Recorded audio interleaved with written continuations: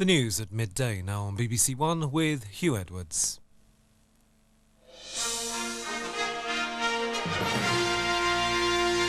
Good afternoon. The owners of the cross-channel ferry which caught fire off Ramsgate this morning have promised a full investigation. More than 100 people were rescued from the Sally Star after fire broke out in the ship's engine room. One crewman has minor injuries. The stricken Sally Star lies off the Kent coast, helicopters and tugs continuing the rescue operation. The 9,000-ton ferry had been heading from Dunkirk to Ramsgate early this morning when a serious fire broke out in the engine room. As essential crew members remained on board, packed lifeboats brought more than 100 rescued people into port. Kent police say most were crew, but they included 17 lorry drivers. One crew member is said to have suffered back injuries and had to be winched off the deck by helicopter. He's believed to be the only casualty. The Sally had been carrying freight instead of her usual passenger load.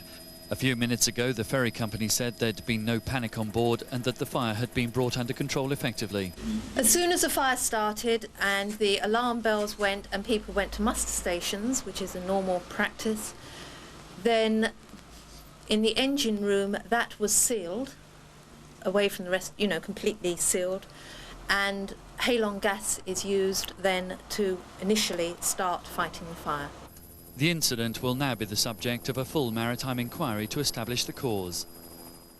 Norweb, the electricity company which supplies much of the northwest of England, is to cut 1,200 jobs over the next 5 years in an attempt to reduce costs. The Manchester-based company says its income will fall by £300 million over the same period. It's blamed new price controls imposed on it by the electricity industry regulator, Offa. The British Athletics Federation has confirmed that 2 English competitors at the Commonwealth Games have failed drugs tests. But the Federation insisted that in both cases, only one of the 2 tests required had been carried out. If the results are upheld, the participation of Britain's women's team in the Athletics World Cup could be in doubt. I can confirm today that the athlete concerned is Paul Edwards, and that athlete has been notified.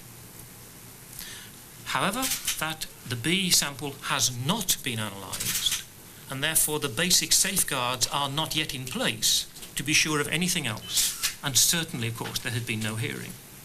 So we cannot give you any more information on that, because there is no further information on that. And that's it for now. The next news is the 1 o'clock news.